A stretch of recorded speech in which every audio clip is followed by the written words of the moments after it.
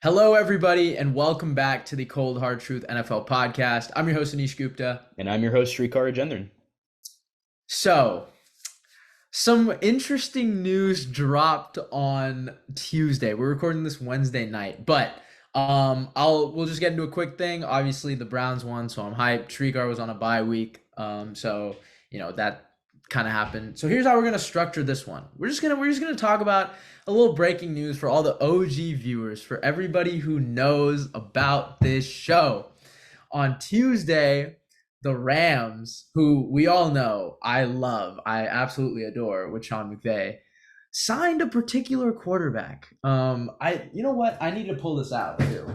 I have it right here. It's like my one piece of memorabilia that I've always kept. Do you see it? Like the one thing I have is this beautiful Carson Wentz signed helmet. Let me put that to the side. But yes, okay. Walk it to him, Wentz, Carson Wentz, whatever you want to call him, is a Los Angeles Ram. And Shrikar promised he let me get 2 minutes today to talk about it. So I will, obviously. First of all, how great is it that Carson Wentz gets to unite with Sean McVay? You could not have asked for a better combination out of me. I am ecstatic. Look, I don't know how much he's going to play. Okay, this is maybe the similar thing to Baker and Sean McVay last year, but I will say this. I'll say three things. One, maybe Stafford's thumb is worse than we thought, right? Like, I don't think that's a move you really do. I mean, maybe it is, and you maybe want a guy that can start for a little bit of longer period of time. Two, it shows that Brett Ripien was awful because he really was. Like, Rams fans know what I'm talking about. Like, holy crap, it was bad. So they immediately waived him. And then three, now I'll get to the football part. Okay, let me try and take all the bias out. Aside from the fact that Sean McVay gets Carson Wentz, like it's a match made in heaven, like in my dreams. But I think, look, you get a tall guy who's a little bit more mobile than Stafford. He can do the same. He can throw the same balls that Stafford can. They can run the similar stuff, and you can go kind of revert back to what McVay did early with Goff. These like bootlegs, as a reporter described when asking McDaniel, kamikaze RPOs. I thought that was such a cool way of describing what McDaniel runs. But yeah, like a lot of these bootlegs, deep play actions, RPOs with a guy who's tall, who can see the field. I think fit wise, I think it's really good. No matter what happens to Stafford, yes, he'll probably just end up being a backup for now, but you know me, I'm gonna be rooting for him to play. It's just a really sweet moment. I didn't think Carson Wentz would find a team in 2023. I was gladly mistaken. I did think the Jets would give a call if Zach Wilson played horribly, which he has been recently. He had that 3-game stretch, but then this happened. So, yeah, tried to keep it as short as possible, but all I can say is I'm very happy that Carson Wentz is a LA Ram. Yeah, I stayed silent throughout that whole thing just because I know how much Carson Wentz means to Anish, so I just wanted to let him have his little moment there. I also thought that the Jets were actually going to be the ones to pick him up, obviously because of the Rodgers injury. Maybe a quick fix right there would be signing Carson Wentz. Uh, I believe like the next best QB that would have been available is like Colt McCoy. Like I don't know. So yeah, you need a backup, especially with Stafford. It's not even with the thumb; it's just his durability in general. I think you just picked him up as kind of like that insurance. Just he's going to be there. The thing is, they cut Rippin and they also cut Dresser Wynn. So the only two QBs on the roster now are Stafford and Wentz. So obviously a vote of confidence there from Sean McVay and this Rams front office as well. So yeah, I ain't got too much to say on it. Like I really just don't see this being like I an don't earth I shattering don't think move or anybody anything. is talking about this more than a second, but I'm Yeah. probably the only person on the planet that was super happy. Like I was mid-set. Like I get a text from one of our friends. Dude, I got it from Ash. Ash tells me, and I'm like, dude, no way. Like so I got the notification that said dude's getting passed around like a blunt, and I was like, oh, he's probably talking about like some NBA player or something. I open the chat and it's Wentz, and I'm like, no way. And I see the team, it's LA. I was like, dude, you cannot make this up. I was so happy. But yeah, I mean, hey, technically they have two all pros and two Super Bowl champs as their quarterback. So that's all That's all I'm saying. But yeah, well, I don't okay, know. I don't know what you're insinuating there, but we'll go to QB room. I mean, what other backup is was top 3 on the NFL's top 100? Has a top 15 touchdown interception ratio. First quarterback ever 4,000 yards without a 500 yard receiver. Okay, enough of my Carson Wentz glazing, if you said the will. same thing when he went to the Commanders. He said the same thing when he went to the Colts, and look how both of those It's things yes, ended. enough with the Wentz glazing. Let's get to the real stuff that happened. All right. I think every other, place you find your football stuff is talking about it, but we got it, right? CJ Stroud threw for 470 and 5 against the Bucks. Battle of two QBs that I really like, Stroud and Baker. When Baker threw that touchdown to K. Dotton, I was like, damn, here we go. I get to talk about Bake. Bake did his thing, game-winning drive. And then, dude, out of nowhere, 3 plays down, they're at the 10-yard line, and Stroud throws a dime to Tank Dell over the middle of the field. Um, Obviously, his signature game so far, and one that's honestly not been replicated by a rookie since probably Andrew Luck in the playoffs against the Chiefs all those years ago. Like, really, I can't think of a better performance than that. I'll let you maybe start off.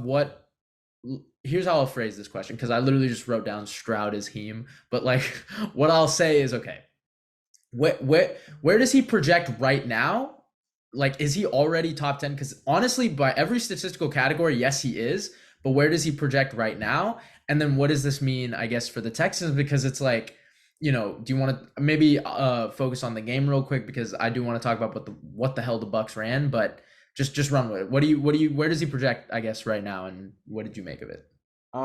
To answer your question, obviously you guys know how much I love Stroud. So yes, I will say he's a top 10 quarterback right now. Just because if we actually like went into the practice of trying to name 9 quarterbacks or 10 quarterbacks better, I couldn't do it. Like I literally can't name 10 quarterbacks that are better. So yeah, we'll put him in that top 10. But one thing that people really aren't talking about is the Texans defense.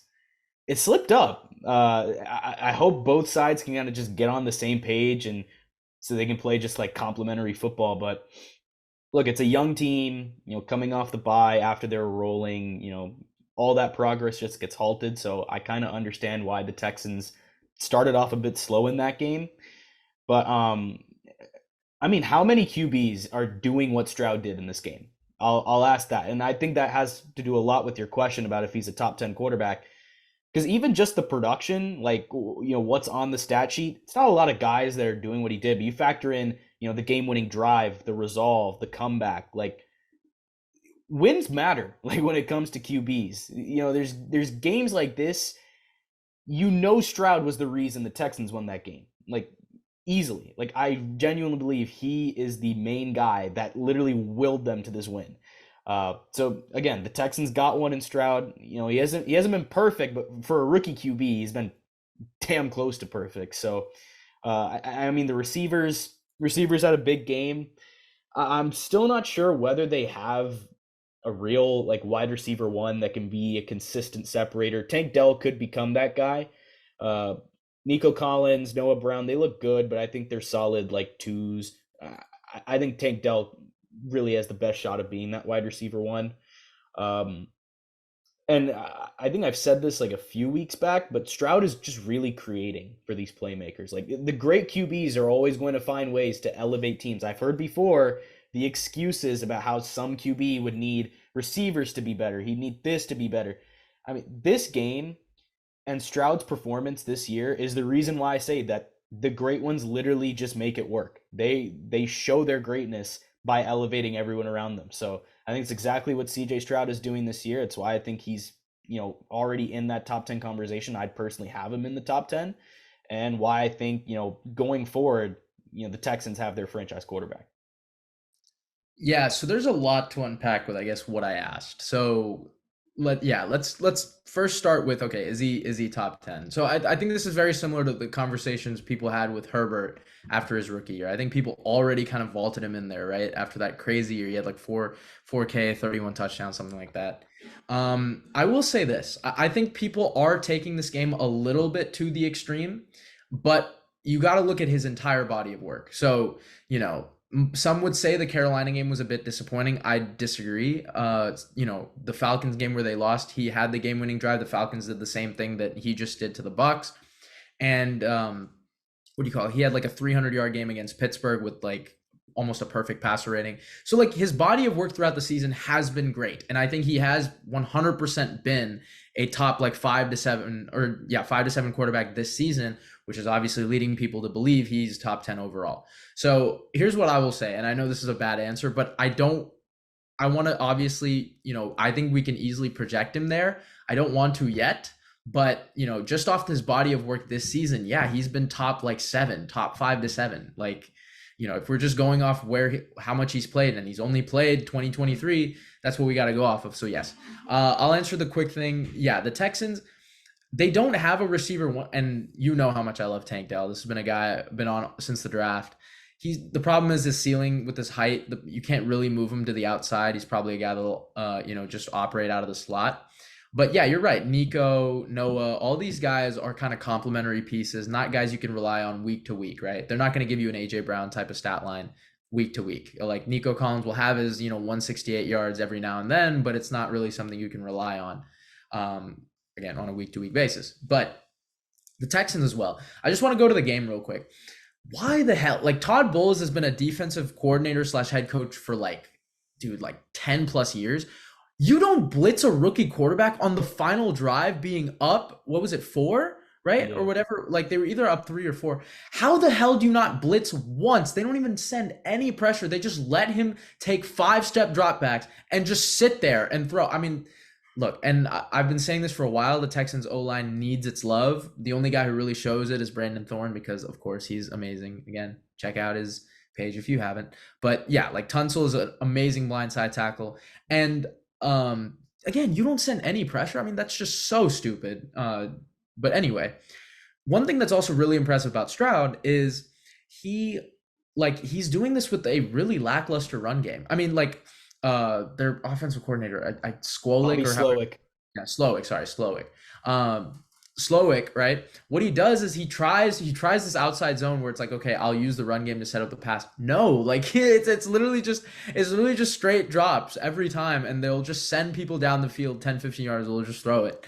And the fact that it works is just insane. Like, again, I think that last drive, people are going to skew a little bit out of proportion because, again, teams are not just going to let you sit back and do that, right? Like that's not, running deep, putting your safeties really back is not how it's going to be all the time. But we've seen Stroud anyway dice up defenders, throw deep crossers. Hey, all I'm saying is he throws a better ball outside the numbers than Justin Herbert. That's all. I'm gonna just throw that out there as a rookie. But he's got some really nice poise, really nice accuracy. Obviously, the tools that I like. He's big, right? He can fit in any scheme. That was my number one thing with him and why I kind of had him QB1.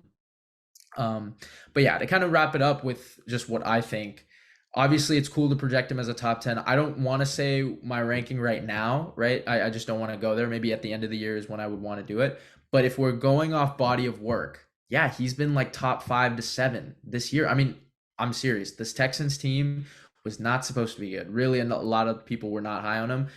They nailed their 2 picks. Whatever people made fun of them for giving their first overall or draft pick next year, right? Their first round pick. They got a really good quarterback and a really good pass rusher, and they're both the highest grade player on their team. Two cornerstones. They got in one draft. So yeah, and what are they now? I think they're like 4-5 or 4-4, something like that.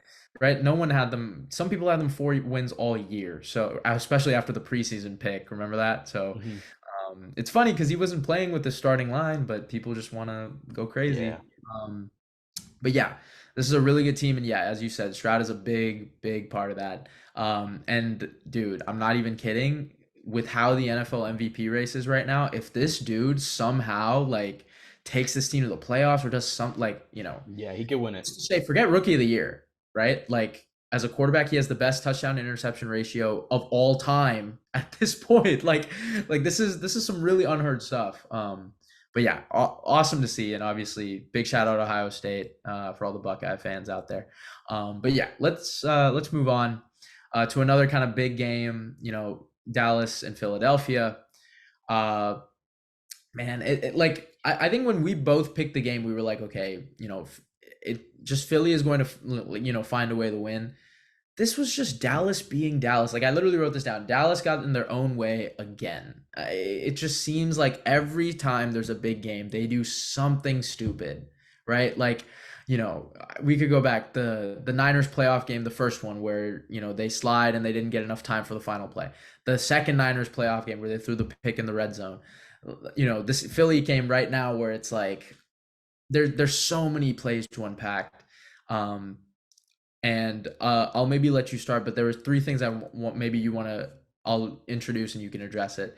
The 2-point conversion where he steps out, the 4th and goal play where he had a receiver open in the middle, and then the 4th down play where he throws it to Jalen Tolbert instead of CeeDee Lamb, who again big time favorite, 192 yards at that point, and you throw it to Tolbert. What are we doing? So I'll Well, let you. here's the thing. I mean, you pick out your moments or whatever. I don't think Dak deserves the blame for this. Like he played a good game. Like I just really don't know like what more you want. Like it's here's the thing. This is I a game they I should I do want this more is a from him. game they should have won. I agree. Like they let it slip. Because and if the Cowboys won this, like just think about the implications. They would be in the driver's seat not only for the NFC East, but Let's see. possibly for the NFC. So I mean, yeah, a monster game from Lamb. I thought Dak was good. I mean, Pollard was good against a good run defense. So considering that circumstance, I think he had a good game. But yeah, it's the big game problem for the Cowboys. I mean, they had control for the entire first half. They got on the board first. I mean, you have to find a way to win that game. Like it's literally as simple as that. I don't know how many times we can really say it with Dallas before we kind of beat a dead horse here, but you could spin it as a positive. I mean, they almost won in Philly. I wouldn't say the refs were on their side. Like I agree. Yeah. they kind of got Right. screwed over. But I mean, you cannot allow a sack at the end there. Obviously the Josh Sweat side it was massive. Like you can't let that happen. It's a game. It's a game where they played great, but they lost. So it's like it's a positive and a negative. But then in January, like what happens when these guys aren't on? Lamb isn't going to put up 190 every game, right? So when you go up against tougher opponents in January, and you're not going to be having all your guys playing great games, it's going to be a lot tougher to come back. It's going to be a lot tougher to stay in control. So when all of your guys are on and you can't close out a game, it's a little bit there's a little bit of cause for concern there. So yeah, I think it's the same old stuff with the Cowboys. I really just can't go any deeper into it than it's just a game you should have won. I think this one is the most frustrating because, as you said, they literally outplayed Philly in every facet of this game except the scoreboard. Yeah. Every other thing was Dallas. I mean, I'm looking at this game throughout, the afternoon slate, and I'm like, damn, like this is really good what they're doing. And as you mentioned, Dak was looking good. But when it came down to the situational stuff, that's always been my thing with him, right? It's like, okay, the 2-point conversion, yeah, it's like wish-washy, you don't step out there. I was just really confused why. Like, I mean, you're looking at the angle there, right? I don't really see, maybe just wrong footing, but the 4th and goal where it was like just a foot short or whatever, yeah, I mean, there was an open read. So I do kind of blame Dak for not Yeah. seeing that. And then the 4th and 8. Hold on. Again, CeeDee Lamb had been cooking the Philadelphia secondary all game. He had been cooking Bradbury, whoever was on him. You throw it to Jalen Tolbert, who's covered one-on-one on a tight press on I think it was either a curl or a comeback. I don't remember which way he turned. I think he turned the other way, so I think it's a comeback. But that's just not a ball you want to throw. Why? I mean, like, I get it. Tolbert had been the second best receiver in that game. Give it to your playmaker who's been doing it all game. And I just want to say, yeah, in general for CeeDee Lamb, I think he's in that tier now. I think he's really upped his game to getting to that point where he's in that tier of like, I think there's like 8 receivers who are all really like, I think Tyreek Hill maybe a step above, and then literally 2 to like 7 or 2 to 8 or whatever are all in that. Maybe AJ is separate. I don't really know, but I think all of those guys are there because when CD actually gets the ball targeted to him, he's so good. Like he gets open, he does all the things you need. But yeah, again, I'm gonna fault Dak for some of the plays that you're supposed to make to just close it out, win the game. I mean, Jalen Hurts made some of them. He threw that fade ball to Devontae Smith. He still did his part. And I'm not saying Jalen didn't have his mistakes because he sure did.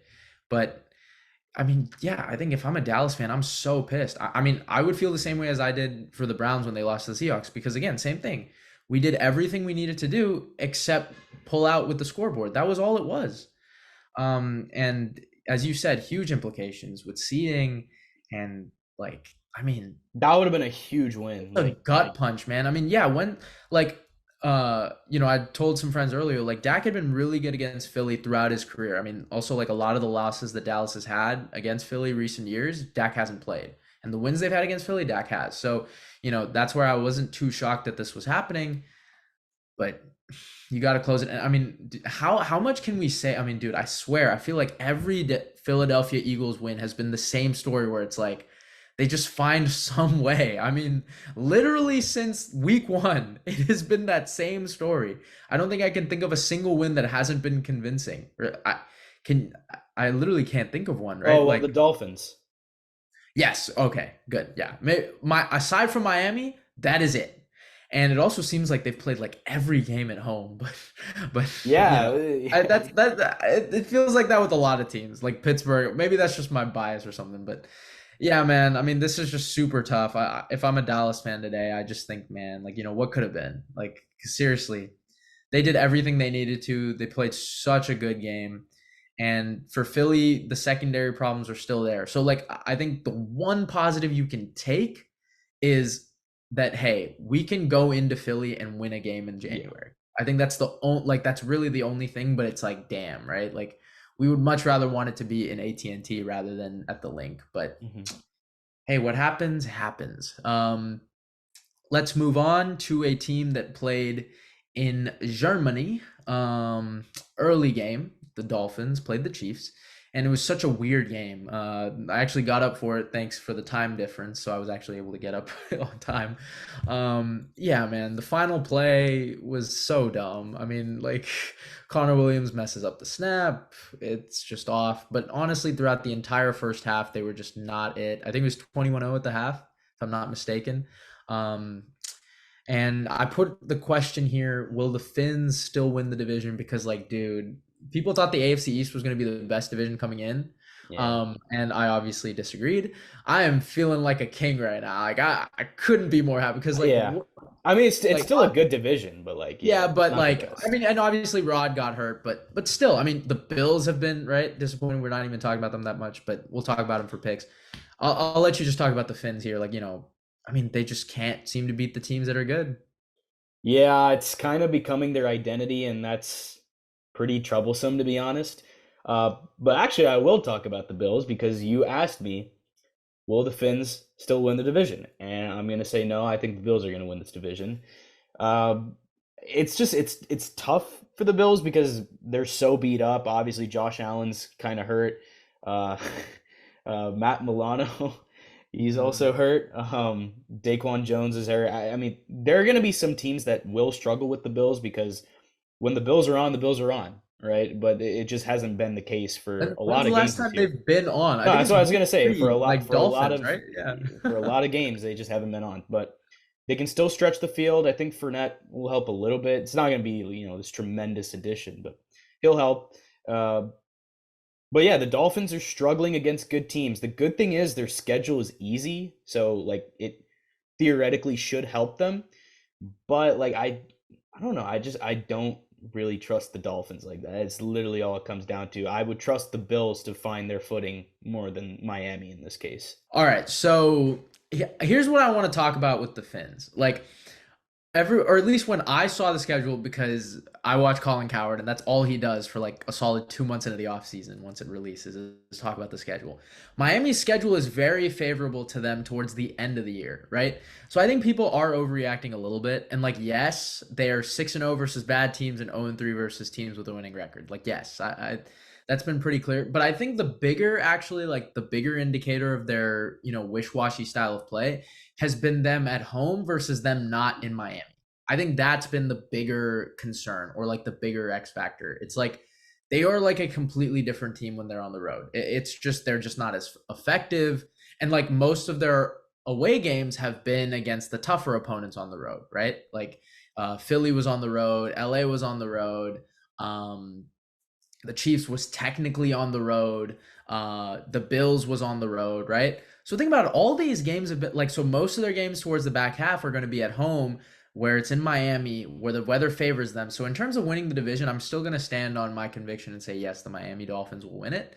Um, and one thing they do need to get figured out is, just the consistency, man. I mean, like on defense, defense has been a problem for them. They honestly did pretty well against Mahomes, though. So it's like when the defense does well, can the offense step up? And then when the offense does well, can the defense step up? But they will get Devon Achane back. So that's huge after the bye. But yeah, again, they had to play 10 straight or 9 straight weeks in a row, right? You get this bye week to rest everyone up. You get Devon Achane back, right? And you have this favorable, whatever it is. I think it's, what are they, 6-3? So 8 games, right? You have these favorable 8 games, most of them at home, right? Where you're comfortable in Miami, better weather, right? I think we need to lower the panic button on the Finns. I do agree they're not as high as maybe people were putting them early first 3 weeks in terms of the AFC rankings, right? But they're still a top 5 team, I think, in the AFC, or at least in that range. Like they will still be a playoff team come January. And I think they will win the division, which means they will host one in January. But that being said, they'll probably be a 4 seed, if not a 3. Yeah, That's I, probably. I I'll stay with the Bills. You stay with the Dolphins. Let's see. Yep. Let's do that. All right. That's been our recap. Let's move on to weekly picks. Shriek, break it down. I know kind of what happened, those damn Jets, but yeah, why don't you break it down? So now I'm mounting a little bit of a comeback here. I'm only 2 games back. Me and fans both went 11-3. Fans are now up 2 on you and up 4 on me. The Uh, stupid Jets, dude. I stuck with it. I was like, dude, they're gonna find a way. Jets And and the Panthers too. yeah, the Panthers one I switched during the week, and I mainly thought that they would pick up some steam at home. Bryce Young, what the hell, bro? It would whatever. We Yeah, I mean Kenny Moore is his favorite target. Yeah. I mean, that was just awful. Like, look, I hope none of this. Everyone's gonna blame Frank Reich, and no, no, I will not. I will defend him till the very end. This is just a bad offensive roster, You know, and Bryce, who's been bad, so whatever. speaking of Carolina, we'll go ahead Scary. and start with Thursday night football. I mean, this is just what the NFL world needs, isn't it? You get a matchup between the 1-7 Panthers and the 2-7 Bears in primetime TV. I'm sure Al Michaels and Kirk Herbstreit are thrilled about this one.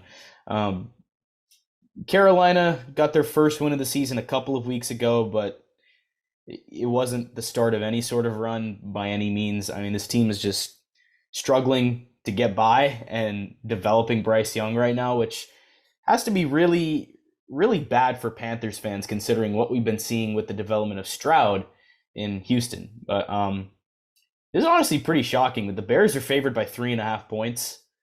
To be honest, like this is a literal coin flip to me. So I'll go with the home team. I'll go with the Bears. I think it's going to be Tyson Bagent again this week. Yeah, it will be. But yeah, I'll give me Chicago. This is gonna be a terrible game though. Yeah, this is kind of annoying. This is one that you just wish was flexed on to 10 a.m., but unfortunately they don't flex the Thursday night ones. Yeah, I'm gonna take Chicago, but I'll say this about the Panthers.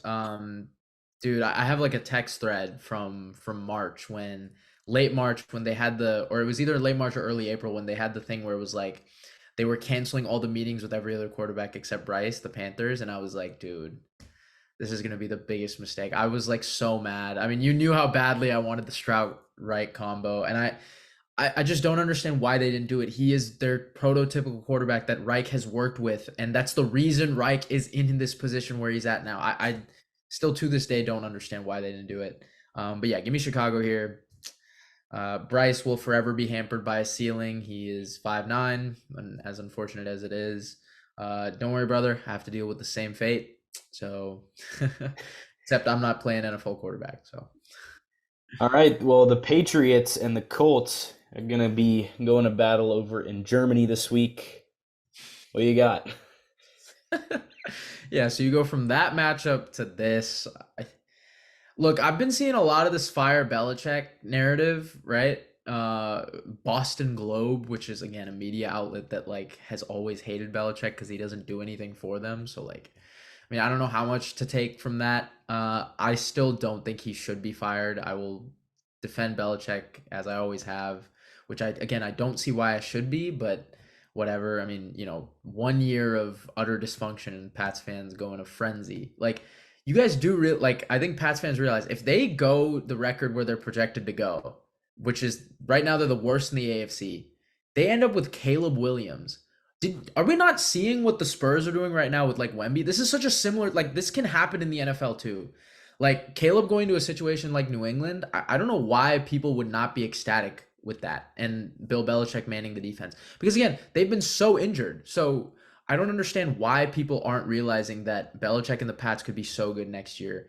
People just want to overreact. That's how I see it. But that being said, give me Indy in this one. I'll I'll save this for draft season, but Caleb Williams, I don't think he's my QB1, but I we'll save it. I'm I'm I cutting him hear on you. this. There's a slight overreacting there, but I do agree with you. But I still think he I would be really, he I would be a really, good fit for New England. We'll save it though. yeah. I mean, I'm a big fan of Drake, man. That's all I'll say. But I mean, yeah, the Colts got a pretty big win over the Panthers this week. Much needed for them. They dropped 3 straight games before that. Um, but despite the Colts having dropped 3 straight games prior to this win, they produce a lot on offense, right? So unless the Colts are turning the ball over a lot in this game, I think they have enough firepower to outlast the Pats right now, and I have absolutely no confidence in New England's offense. So yeah, I'll pencil us both in for Indy. I don't know if you actually made your pick, but No, no, yeah. I said Indy at the very end. okay, all right, yeah. So we're both gonna go Indy here. Moving on, Texans Bengals. Two former Ohio State quarterbacks going up against each other. I mean, little tongue Technically, in yes. cheek, but technically.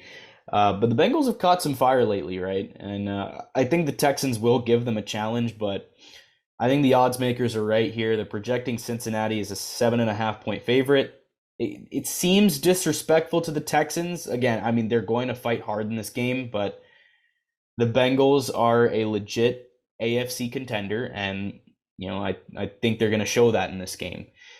Will they cover that spread? No, I think Houston will keep it within 7, but yeah, give me Cincy. This is so dumb. This is the first AFC North team, so I guess this is where I'll plug it. All four AFC North teams would be in the playoffs.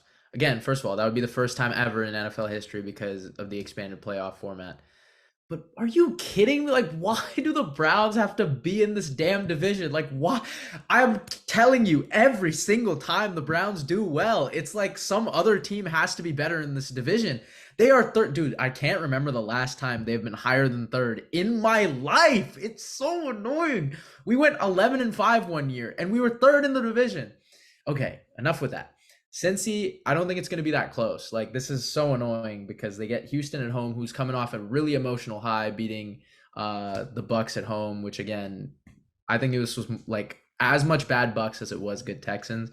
Yeah, as you said, since he's catching their stride, I think -7 is honestly a little bit less. I think Cincy just reminds everyone again why they're such a good team. All right, well, here comes one of the most fascinating games on the slate: the Saints and the Vikings in Minnesota. Who you got? Yeah, this one is really interesting because obviously Dobbs' legacy, man. We took Minnesota there, so that was pretty cool. We didn't think it would be for that reason. Yeah, we didn't think. Yeah, I just thought that. I remember I switched it mid episode. Remember, I was like, okay, I just thought it was gonna be more of their pass rush doing it, but man, what a game! I mean, obviously Dobbs was a Brown, so got a lot of love for him. But he was also a Steeler, so whatever. Mixed feelings. But this one is really interesting. Minnesota's won 4 in a row, but I do think the Saints are a much better matchup for the Vikings than the Vikings are for the Saints. The Saints do have some experience playing there. We know what happened the last time they were in that building. Uh, Minneapolis Miracle. I mean, there's still a lot of players from that 2017 roster, so I'm sure they know it all too well. This one's really tough. I think the Saints defense is good though. I really do. I'm actually gonna go with the Saints here, even though the Vikings have won four in a row. I'm gonna take the Saints.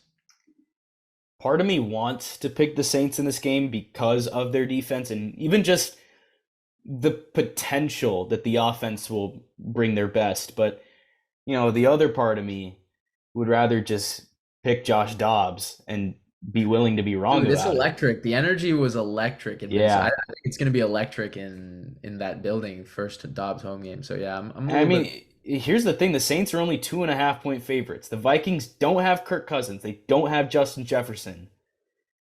I mean, I'll go Vikings for now, just because I want to pick Dobbs. Like, to be honest, like that's my sole reason. But That was an incredible drive. Like that fourth and yeah, seven, like that is dude. insane. Also, big kudos to Kevin O'Connell for literally like translating calls like throughout My the field. guy, that's my That's guy. that's actually insane. The Like McVay that. tree, baby. All right, let's keep it going. But moving on, Packers, Steelers. A win is a win, and the Packers will take it, I guess. But now you're going into Pittsburgh to face off against the Steelers defense. I can't. It's so weird for me to say this about Pittsburgh. I can't pick against them. I literally cannot do it. I was close to picking the Titans last week, but I was like, nah, Steelers at home. They find a way to win these games, and they did it. So I mean, the Steelers offense is just so weird week to week, but they somehow find ways to do just enough, and the defense always puts them in positions to do so. And the Steelers are 3.5 point favorites here. So yeah, give me Pittsburgh. I literally can't bet against them. I don't think a team has pissed me off more than this goddamn team. How are they 5-3, man? Like, how are they 5-3? It makes me so mad. And the worst part is that they're undefeated in the AFC North. Like, that is so annoying. Like, I'm so mad. Like, dude, even LeBron knows that they've been outgained in every game and they're 5-3. Like, I'm genuinely so angry. And then they get this 3-game home stretch where it's like, okay, Jacksonville, good team. Then you get a rookie quarterback, and now you get the Packers who are so bad. Like, what? I mean, I can't like you can't make this up. I'm actually like so angry with how this came to be. Dude, this is gonna it's Pittsburgh -3. That's the line. Three and a Dude, that's half. dude, that's the easiest bet of anyone's life, bro. What has Green Bay shown you? I mean, they barely beat a Rams team that put up 83 yards of offense. It took like one drive with the short field to finally get them going in the fourth. Bro, what has Green Bay shown? This is going to be Pittsburgh by a landslide. And like that's with whatever they have at offense. Like that's so annoying. They're going to go to 6-3 and if the Packers outgain them, I'm gonna be so angry because I know they're gonna find a way to somehow pull it out. the, Whatever, man. the That's Tomlin way is literally so just how it is. It's dumb. Yeah, it's crazy. Moving on here, just when you start to get a little bit of confidence in the Titans, after Will Levis throws 4 touchdowns in his debut and has their passing game going, they face off against the Steelers defense and they take a major step back. And now you go to Tampa to face off against Baker and the Bucks. I'll let you start here. Who do you got?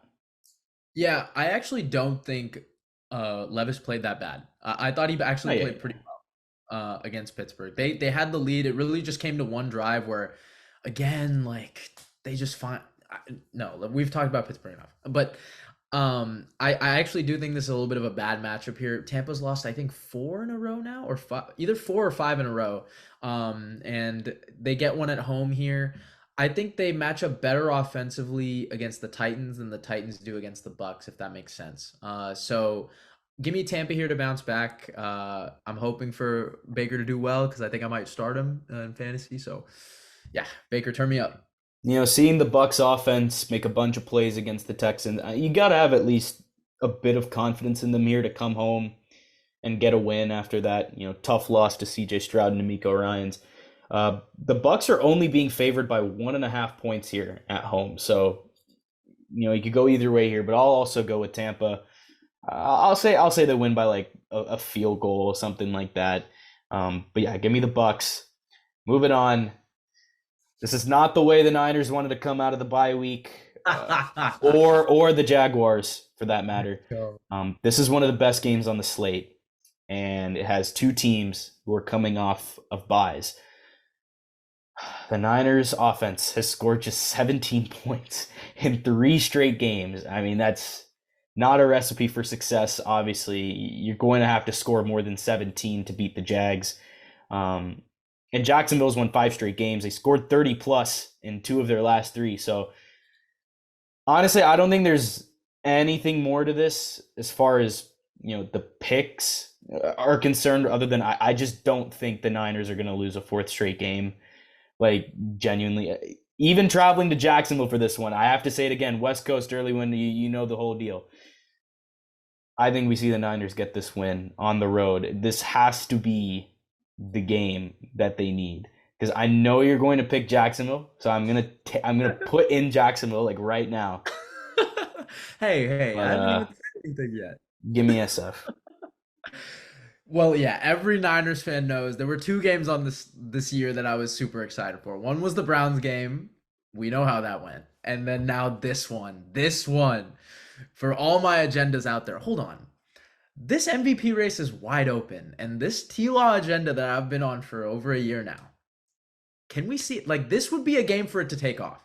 This would be the game. If his receivers can catch with 2 feet in bounds and Jamal Agnew doesn't fumble in plus territory, this man would be the MVP frontrunner. Well, I'm hoping that happens in this week. And you're right. It's such a weird matchup because obviously Jacksonville doesn't want to see SF off a bye, and SF doesn't want to see Jacksonville off a Yeah. bye. I haven't picked against SF all year since week 1. As Shrikar said, he knows me too well, but yes, I'm taking Jacksonville, and I'm really hoping. This could honestly be a pick that like I switched, like genuinely. Oh gosh, don't do stand with your I Niners. literally Do you want them to lose 4? Do you want them to go to 5-4? Do you want them to? I mean, like, picks aren't about what I want. It's about what I think will happen. well, what I want is Jacksonville to be 7-2, and what I want is Trevor Lawrence MVP talks to start happening, because honestly, he has been playing like a top 3 quarterback this year, and no one's talking about it. So I will. But yeah, give me Jacksonville. All right, we go from the Niners to your favorite team. I mean, we get a throwback AFC North November matchup here. The Browns and the Ravens in Baltimore. Who you got? To all the viewers out there, I'm really sorry. I have to dive deep into this. So we'll keep the other one short if this is getting, but I have to. I have been thinking about this ever since literally like the second half of the Arizona game, because the Browns never blow out teams, so I could finally do that. I could finally look to next week. This is the biggest game the Browns have had since the playoff game against Pittsburgh. I'm not even. I feel like you say that like about a lot of games. Okay, but I think I genuinely mean this. Like, think about it, dude. They're actually in playoff contention right now, right? Like, this is the first time they've had that since the 2020 season, which ironically they were 5-3. And what happened that year was they went 4 in a row and they went 9-3, and they kind of solidified it then. So they play Baltimore and they play Pittsburgh the next 2 weeks. They're 1-2 in the division. These are the biggest 2 games. Like, this will define where the season can go, because, they're kind of teetering right now, right? Like, we finally have our quarterback in, but we also don't have our 2 tackles. We don't have Nick Chubb. We don't have our nickel corner, and it sucks because I really think we match up well. Like, I actually have hope for this game. And maybe it's false hope, but I'm actually so excited. Baltimore beat Cleveland 28-3 in week 4, but also 14 of those points came on like a short field with less than 20 yards to go, because DTR was, again, worse than an elementary schooler out there and was literally told to start an hour before. If the Browns win this, it's the battle of the top 2 defenses in the league. Like, statistically, overall, I literally looked at every metric because the NFL preview on their channel was like just all defense.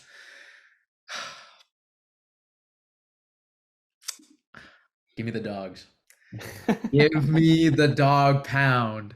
Dude, like, the Ravens look unbeatable right now. They do. Give me the dog pound to shock everybody, man. Give me the dog pound. Oh, if we win this game, oh my God. If we win this game, dude. Oh God, if we like, I don't think you realize how important this game is. Like, if the like, I think the Browns have everything to gain here. The Ravens don't really lose much, I don't think, but like, I think the biggest outcome of this game, like what it would be, is the Browns winning because then they only get 1.5 games, I think, behind, or sorry, half a game back of Baltimore. They'd be half a game back, right? And they would have the tiebreaker over them. So because the Ravens I think they have an no, they don't have an NFC loss. Oh, actually maybe not then. Yeah. But they would be closer. Like it'd be like half game back and it would be a really big swing. But yeah, so the Browns have everything gained. Give me the Browns. Give me the Browns. I think if this game were being played in Cleveland, I'd have a little more confidence in the Browns. They've also been dealing with a lot of injuries this year, and the Ravens just look like one of the most well-rounded teams in the league. There's a reason why, they're being favored by 5.5 points at home in a game where they're playing, one of the best defenses in the league. The Ravens are literally, it's like the sum of its parts, right? Like that is the Baltimore Ravens, like tried and true. So I feel like this is going to be like one of those classic, like 20, 21 to like 17 sort of games where the Ravens just pull out at the end. So give me Baltimore here. I just have to say one thing. Sorry. Do you even know who our left tackle, dude? Jed Wills Yeah, is because out. it's not Jedrick Wills. Wand has been hurt too. Dude, I don't know who's going to like it's so sorry. I like the first thing, so I always watch the press conferences as you know, right? So Stefanski's like, all right, well, he gives the injury update. He's like, will that and will that with that will I take any questions? First question without literally less than 2 seconds is they were like, so who's gonna be our left tackle? And I just started dying. I was like, yeah, like that's all we gotta worry about. But you know what? Come on, dog pound. All It's right, fine. moving on. The Falcons and the Cardinals. Kyler Murray is back. Maybe the Falcons will find a way to actually involve their best players against arguably the worst team in the NFL. Vegas has the Falcons as 1.5 point favorites, even with Kyler Murray playing. So I'm gonna go with Arizona right now. I'll keep it pretty short. But I am a little worried that Kyler's gonna come out rusty, but at the same time, like I cannot trust the Falcons with anything. So that's literally why I went with Minnesota last week because I knew that if Darren Hall was gonna be starting, the Falcons were gonna find a way to lose that game. So I mean, it's in Arizona too. Give me the Cardinals. This is like the best possible matchup for Kyler to come back. I think they obviously did not want him to play Cleveland. That's why they didn't play him. They could have. He practiced fully. Um, this is really tough. I've also been really leaning Arizona all week. So yeah, I'll actually. Man, this is so tough. I've been like, I don't know why. Yeah, I've just had a gut feeling that Arizona's gonna pull this out, but. Dude, I think we might get three straight differences here. I'll take Heineke. Like they still score with him, so I'll take Atlanta. They've got more to fight for, but that could change. So I'll take Atlanta. Yeah, as always, a lot of this could change. I'm setting like a hard deadline that I just go with whatever picks I have on Thursdays. This Like guy, I don't change anything after that. Just it keeps things fair. But at the same time, like I'll have a little bit of leeway, but like if it's on a Thursday, like news breaks out on Saturday and whenever, like just wanted to make sure I have a hard deadline for when I actually like finalize my picks. But moving on here, the Lions and the Chargers. Lions beat the Chiefs in the season opener. They beat the Raiders in their most recent game on Monday Night Football. Can they make it 3 straight wins against AFC West teams? I'll let you start here. Who you got? yeah, I'm gonna take Detroit off a bye. Again, the Chargers, like, fine. Their defense was good against a Jets offense that's been ridiculed by injuries and has Zach Wilson at quarterback. So I'm gonna take Detroit here. I think it's gonna be a Lions home game too, low key. Like even though it's in Yeah. LA, right?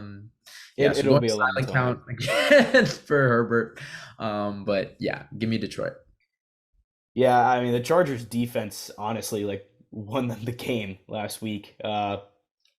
At any rate, I just don't think the Chargers are the better team here, even if they're playing at home. Like I'm gonna go with the better team in Detroit. Quick pick right there. Moving on, another quick pick. Giants Cowboys. Ooh, real quick, yeah. I think long term changes are needed for this Giants team at QB. They need to figure out the offensive line. Um, they're going to have to reset their offensive playmakers, all of that. I mean, but that's a conversation for another day. Cowboys by 100. Give me Dallas. Yeah, this is Dallas, an easy one. I mean, just great way to bounce back.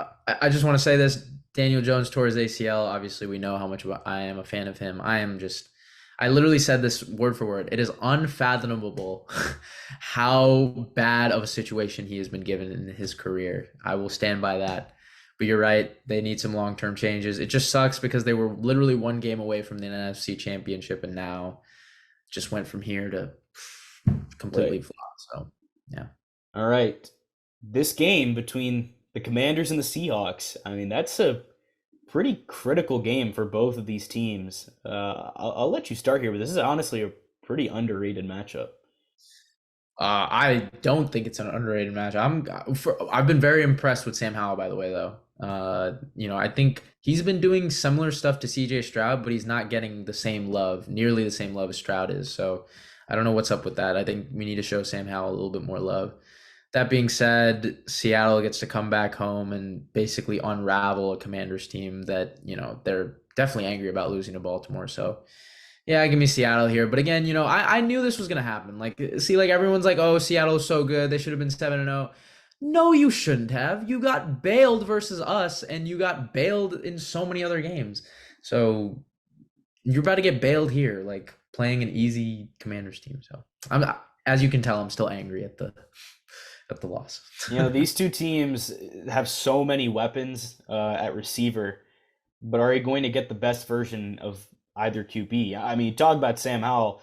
I mean, both Geno Smith and Sam Howell have shown they will, put the ball into harm's way at times, and Smith was particularly It's lost been worse. against Baltimore. Has Um, been worse. yeah, So I'm gonna bank on Geno coming back home this week, playing it safe. I think the Seahawks will get back on the board here. Give me Seattle. Moving on, the Jets and the Raiders. I mean, the Raiders like kind of it just felt like they had like a terrible professor, and then one day they just get a substitute teacher, and like they start to just liven up a whole lot. A completely different team, right? Um, so the Jets are favored by 2.5. I tend to agree that you've got to favor the Jets, even if it's like that slight, because even with the Raiders playing at home, you're coming off a really strong performance on offense against the Giants, and you're going to see a much different look when you go against the Jets this week. I have confidence that Robert Saleh's defense is going to make Aiden O'Connell look like a rookie. However, I do think this game will come down to which team can run the ball better and make less mistakes. And if that's the case, and if I'm following that logic, I gotta pick LV. So if it's going off that basis, give me the Raiders. darn, dude, I thought you were gonna take the Jets. Well, yeah, Uh, I'm taking the Raiders here. Dude, the Raiders with an interim head coach. I'm telling you, that's why I picked them. Like, dude, they're just different. Like, Rich Bisaccia, now AP, like they're just, I don't know what it is.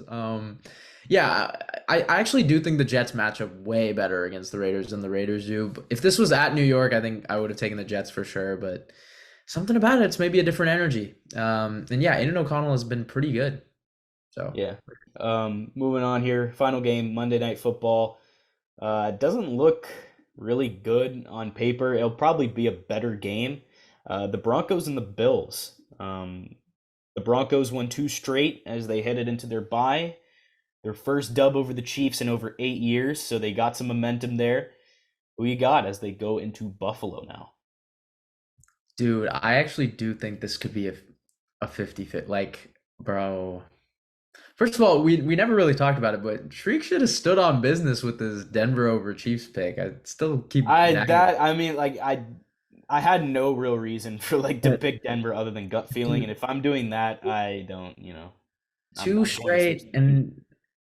and you're playing a struggling Bills team. I think this would be the game where it's like really the national media starts to get on Buffalo. Like this would like I feel like this is such an NFL thing, right? Where like the Bills would lose this and like everyone's on their case. But everyone kind of is right now because like right now they're out of the playoff picture. Oh man. Like the problem is their defense just isn't good.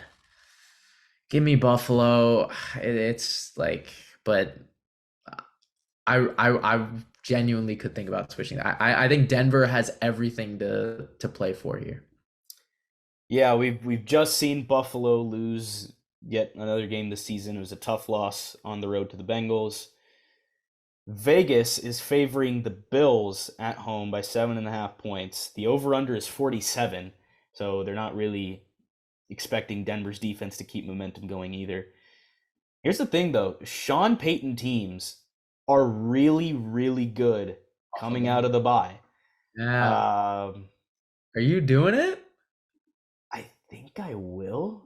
But Okay. I feel like this is gonna be another Oh situation like my a couple weeks ago where I just switched this to Buffalo, but I don't know.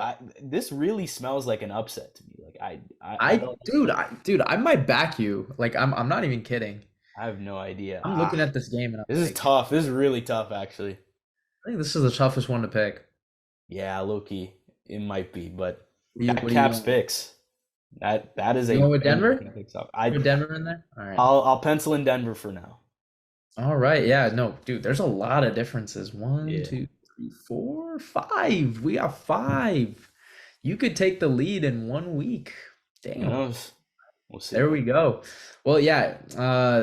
Thank you guys so much for watching. We've been the Cold Hard Truth NFL podcast. Big shout out to Carson Wentz, and we will see you guys next time.